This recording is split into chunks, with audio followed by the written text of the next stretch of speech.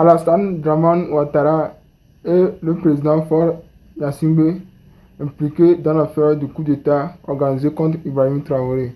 Regardez la vidéo, mettez vos avis dans les commentaires. Donc c'est juste pour dire qu'aujourd'hui, Damiba est au Togo. Damiba ne peut pas organiser une tentative de déstabilisation contre le Burkina, contre le président Ibrahim Traoré, si le régime togolais, le gouvernement togolais n'est pas au courant. Et ce que je dis, ça n'engage que moi. J'invite le gouvernement togolais à démentir et je peux apporter les preuves. Et d'ailleurs, on a remis les preuves au service de renseignement burkinabé. Je ne dirai pas le nom, mais tout ce que je dis, je peux l'assumer. Et donc voilà. Donc c'est pour ça que je ne suis pas étonné. Je ne comprends pas pourquoi ils ne font que dénoncer l'État ivoirien, mais on ne dénonce pas le rôle que le Togo joue là-dedans. Et d'ailleurs, pour conclure, tu sais, il y a 4 jours, il y a des gens au Togo qui m'ont envoyé un message. J'ai décidé de ne pas le publier, qui m'ont dit qu'ils étaient au nord du Togo. Au nord du Togo, attends, je vais te donner l'information. C'était des gens qui rentraient au nord du Togo vers, c'était le lundi, 22h30, 23h, disons, dans la nuit, dans la faune entre Pessidé et Ngambi. Ils ont trouvé qu'il y avait des bus qui transportaient des hommes blancs en uniforme, c'était des militaires. Et donc, ces personnes m'ont écrit en me disant que nous étions au nord du Togo, vers la frontière avec le Burkina, et on a croisé des bus remplis de militaires blancs dans un bus accompagné par un dispositif très allégé pour ne pas éveiller les soupçons et qu'ils avaient l'impression que ces militaires venaient par l'aéroport de Niamtougou. Parce que l'aéroport le plus proche, sûrement, c'était de Niamtougou. Donc, les personnes nous ont donné des informations. Mais moi, je n'ai pas pris soin de traiter l'information parce que d'habitude, je donne l'alerte. Mais tellement que ça ne me disait plus rien, j'ai décidé de ne pas traiter. Donc là, quand j'apprends qu'il y a eu un projet, encore une fois, de tentative de déstabilisation, et je fais le lien que lundi, on me signale des mouvements de militaires blancs entrés dans des bus au nord du Togo dans la nuit, entre 22h, 23h, etc., vers la frontière entre le Togo et le Burkina, c'est à se poser des questions. En tout cas, moi, tout ce que je peux dire, je sais que des militaires au Togo recrutent des mercenaires pour déstabiliser le pouvoir d'Ibrahim Traoré. C'est tout ce que je peux dire. On t'aura entendu sur ce point d'ailleurs. Toutes ces, c'est pas des accusations, mais tout ce que tu dis, dont tu estimes avoir les preuves, ce serait bien un jour que tu présentes, que tu fasses une vidéo complète en apportant ces éléments pour éviter ce que les gens puissent commenter en disant et les preuves, pour avoir voilà. Non, j'avais déjà fait une vidéo. J'avais déjà fait une vidéo. J'avais déjà fait des publications. J'avais déjà fait des publications pour en parler. Même quand j'avais révélé l'arrivée des militaires au Togo, où j'avais vu que les journalistes du régime ont fait des émissions pour démentir, mais à la fin, il s'avère que c'était vrai. Par exemple, je peux te montrer, nous sommes en direct, comme je te dis, j'ai des preuves dans mon téléphone. Par exemple, à l'époque où ils ont ramené les militaires, attends, je vais te dire, les militaires qui ont débarqué, par exemple, au nord du Togo, quand j'avais révélé l'information.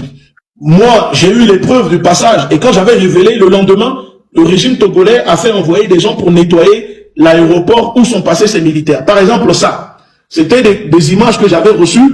Ça, c'est des effets personnels de ces militaires qui sont passés par le nord du Togo. Ça, c'était les cartouches, par exemple. Tu vois, c'était les cartouches que ces militaires ont laissées sur les pistes à leur arrivée. Ça, c'était des cartouches. Et après, on s'est renseigné, on a vu que c'était des cartouches écrites en turc, etc., et qu'apparemment c'était des mercenaires turcs, d'accord. Regardez, il y a même le numéro, j'ai reçu les informations avec le numéro du lot de cartouches de ces militaires. Donc moi, quand je vais venir, même les cigarettes fumées, j'avais reçu les images des cigarettes que ces militaires fumaient. Donc quand j'ai révélé l'information, ce n'était pas juste parce que je n'ai pas de preuves. Et je dis, tout ce que je dis, moi je peux le prouver. C'est pour ça que quand le régime togolais, je dis quelque chose, ils savent que ce que je dis, j'ai les preuves. Donc, moi, j'assume, et c'est pour ça que je dis, c'est moi, je parle, j'ai les preuves. Regardez, par exemple, ça. C'était les cartouches de cigarettes qu'ils ont laissées à l'aéroport de Niamtougou quand j'ai reçu les images. Voilà. Ça, c'est ce que fumaient ces mercenaires qui ont débarqué au nord du Togo quand j'avais tiré la sonnette d'alarme. Et je peux aussi même vous montrer l'arrivée de ces militaires à l'aéroport avec l'avion qui les a ramenés. Vous voyez, je ne sais pas si vous voyez. Moi, j'ai tout. Je dispose d'informations. En tout cas, c'est clairement un sujet qui intéresse la communauté, hein, puisque ce live a été populaire, on peut le dire. Mais même sur le Venezuela, hein, on a été plus de 1000 200 à en parler, et on a commencé à parler du Burkina Faso jusqu'à 1500, 1600, donc bien entendu on pourra reprendre la parole là-dessus. Je vois que tu es intarissable sur les deux sujets, donc on pourra bien entendu, quand il y aura des développements pertinents. Un hélicoptère est venu le chercher au Palais des Nations et l'a transporté directement à l'aéroport. Un avion l'attendait où il s'est embarqué pour la destination où il a choisi pour aller se soigner. C'est vrai que le président de la transition Mamadi Doumbouya est sorti le 31 décembre 2025 dans une situation inquiétante, mais il n'est pas mort. Et ne vous affolez pas et ne criez pas victoire, ne bondissez pas dessus. Je le répète encore, il n'est pas mort. Il est parti se soigner. On vous a caché. Ils sont en train de mentir qu'il est au palais. Il est fatigué. Ce n'est rien de ça. Il est sorti depuis le 31. Maintenant, il a confié le pays à un de ses proches. Au cas où il ne revient pas, c'est-à-dire s'il meurt, que celui-ci prenne le pouvoir. Ou au cas où une situation venait d'apparaître, que celui-ci prenne le pouvoir. Et quand celui-ci prendra le pouvoir, ça sera comme Doumbouya. Rien ne changera dans ce pays. Je connais la personne, je connais son nom, mais pour le moment, je préfère taire. Vous savez, mes chers compatriotes guinéens, on peut tomber malade 5 ans, 10 ans, 20 ans, sans mourir. On peut tomber malade 1 an ou 6 mois, on meurt. On peut ne jamais tomber malade, on meurt. L'âme, c'est seul notre Créateur Dieu qui est là-haut, qui détient la clé de l'âme d'un être humain. C'est vrai que beaucoup de circonstances peuvent arriver pour que quelqu'un meure. Mais tant que ton heure n'est pas arrivée, tu ne mourras pas. Donc Doumbouya n'est pas en Guinée depuis le 31 décembre 2025. Pour moi, Souleymane Condé, ma seule et véritable préoccupation est la mise en place d'une nouvelle transition consensuelle, inclusive, démocratique, respectueuse des lois de la République et des droits fondamentaux. Depuis 2022, je le dis, je suis contre la confiscation du pouvoir. Je suis contre la dictature. On ne doit plus accepter qu'un seul homme impose sa loi, ses désirs et son petit groupe sur des millions de Guinéens. C'est pour cela que nous avons commencé la résistance très tôt. Dès novembre 2021, nous avons commencé la résistance et nous continuons, on est en 2026. Nous menons un combat de valeur. Des combats de valeur, on n'a pas besoin d'avoir de limites. Tu n'as pas besoin de limites. Nous avons une conviction, nous irons jusqu'au bout. Et Inch'Allah, nous allons atteindre l'objectif. Cette transition que nous souhaitons aura notamment pour mission de faire un état des lieux exhaustif de la gouvernance du CNRD, conduire un audit général, recenser et identifier tous les biens mal acquis en Guinée ainsi qu'à l'étranger.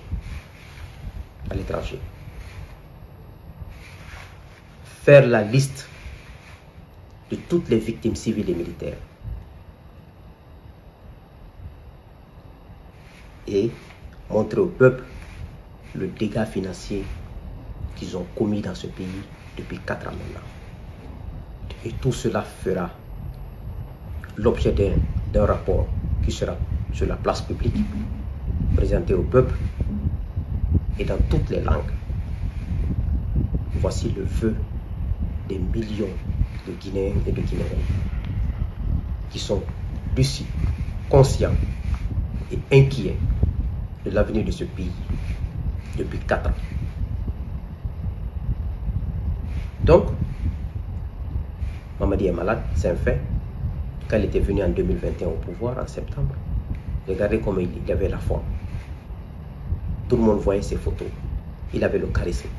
Mais en 4 ans de gestion, regardez comment il a fondu.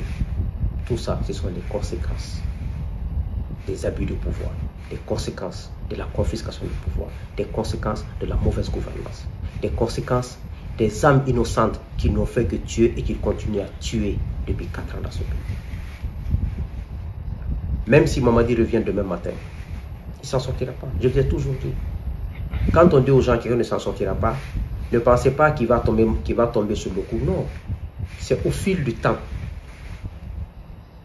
Quelqu'un qui s'en sort, c'est quelqu'un qui est applaudi, qui fait du bon boulot, qui met en place des actions véritables pour l'avenir de ce pays, sans démagogie, sans imposer, en étant en harmonie avec sa conscience, sa propre conscience, et en harmonie avec son peuple. Je vous ai dit la dernière fois qu'un président à l'écoute de son peuple trouve en lui sa sécurité et sa force.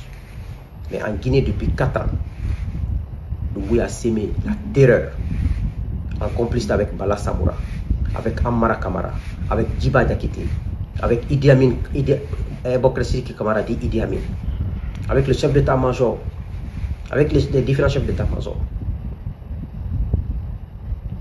C'est ça la vérité.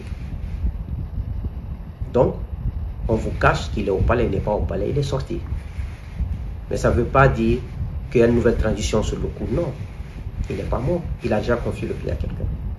La seule véritable transition qui sera là, il faut que tout le système s'effondre. Comme la manière dont le système du RPG arc-en-ciel s'est effondré le 5 septembre 2021. C'est la même chose qui doit se passer dans ce pays dans les mois à venir. Donc, c'est ce que j'avais à vous annoncer. Je souhaite à ce peuple le bonheur, la prospérité, la réussite et la paix du cœur. Mais moi, je ne chante pas la paix hypocrite, chantée par les imams, par les sages, par des faux politiciens, par des faux officiers de l'armée. Je parle d'une véritable paix.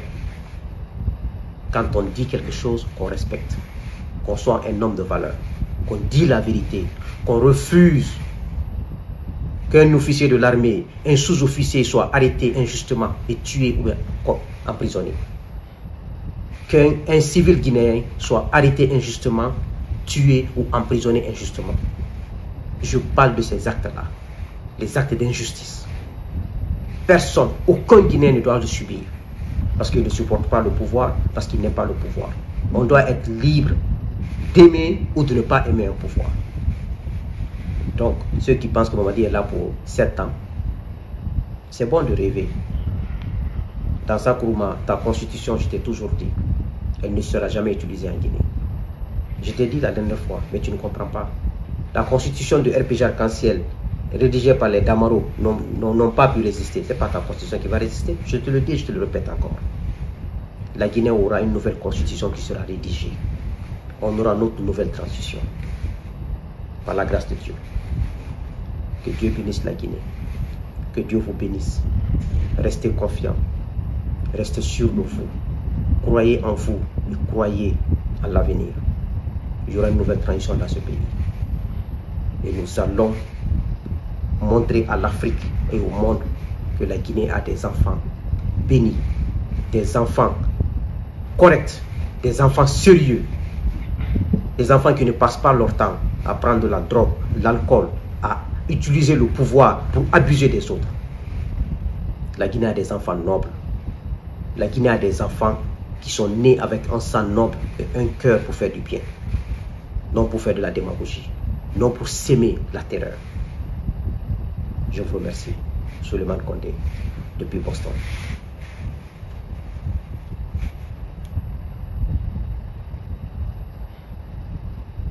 Frères et sœurs, je vous salue.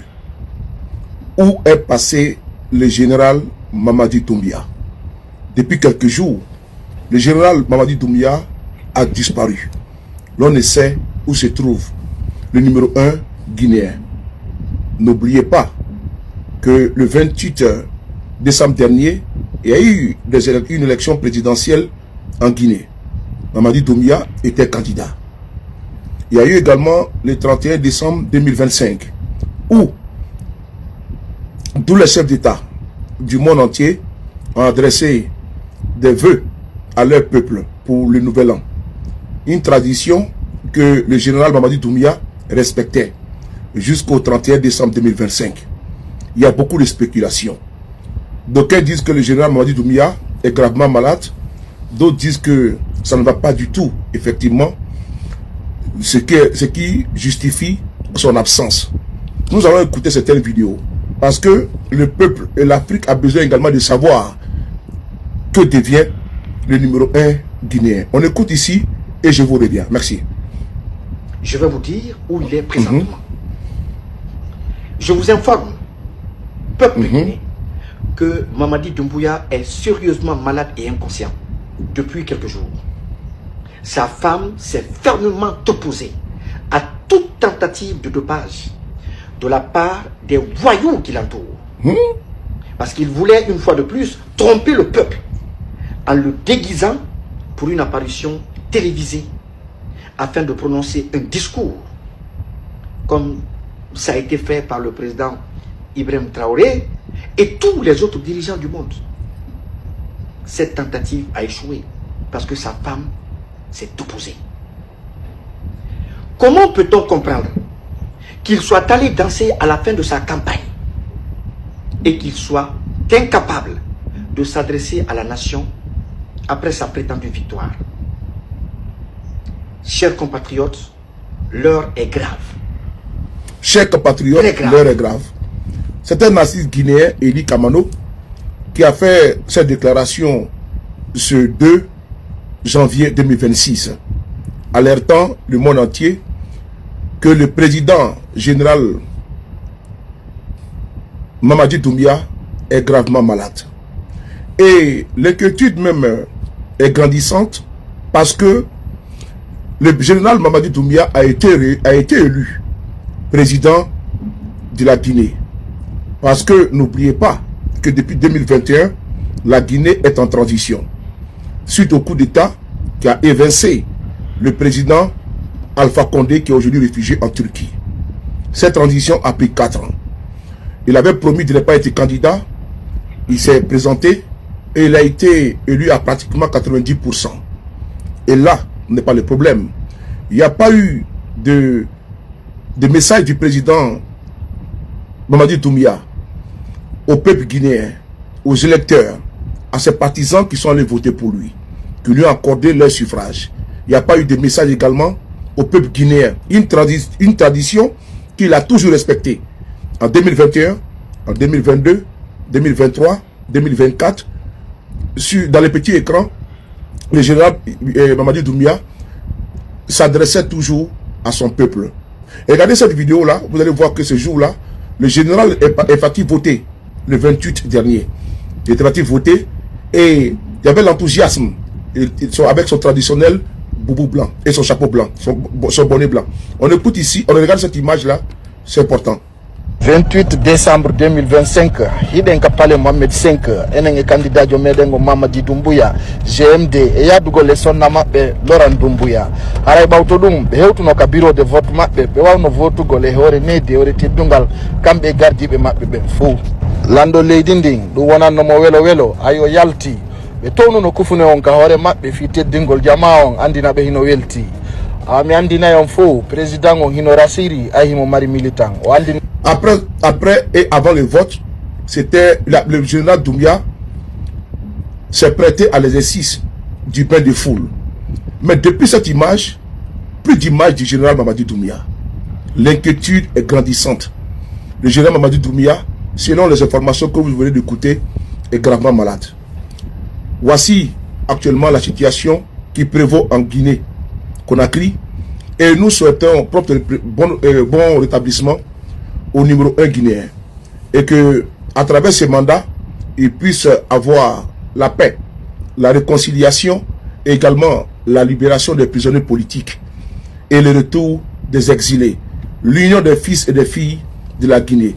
Voici le point que nous venons de recevoir sur la situation du numéro 1 guinéen, le général Mamadi Doumbouya. Je vous remercie. Où est donc passé Mamadi Doumbouya? Doumbouya.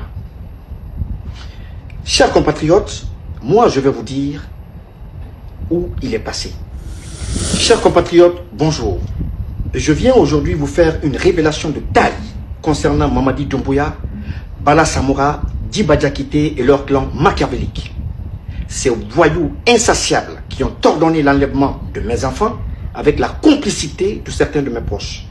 Oui, je dis bien de certains de mes proches. Je reviendrai sur ça dans ma prochaine vidéo avec des preuves à l'appui, des preuves en audio. Mais tout d'abord, je vous adresse mes vœux les meilleurs pour cette année 2026, année de lumière et de libération pour notre patrie et pour notre peuple. Chers compatriotes, où est donc passé Mamadi Doumbouya?